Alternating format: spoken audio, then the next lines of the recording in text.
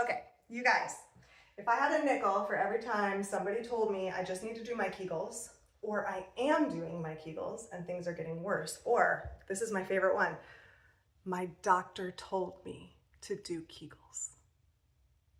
Well, if I had $1, then I wouldn't debunk the myth, but we're not there, we're here, I'm gonna debunk the myth.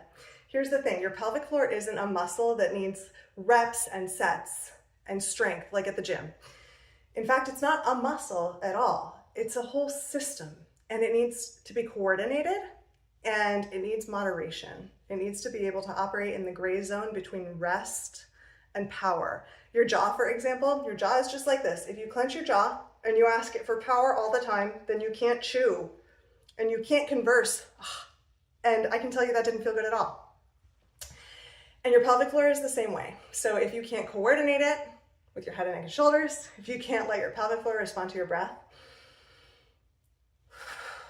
and if you can't let your pelvic floor respond to the shape of your body, and if you can't turn it off when it needs to turn off or down when it needs to turn down, then it's not working, no matter how strong it is or how many Kegels you've done. So how do you know what your pelvic floor needs to meet your life and your goals? Well, 2 ways that I can think of right off the top of my head. One of them is that I'm gonna make a video on it so that you can get started on some simple things just to figure it out and get started. And the other way is to click the link below, www.bottomsuppt.com, and you can make an appointment with me. I'm Dr. Lindsay Dirringer. I own Bottoms Up Pelvic Floor Physical Therapy in Oregon City, and really all we do is the relationship between the pelvic floor and the rest of your body. And I would love to help you with that. So you can meet me here in my office, or you can meet me here on YouTube. Either way, I will love to see you.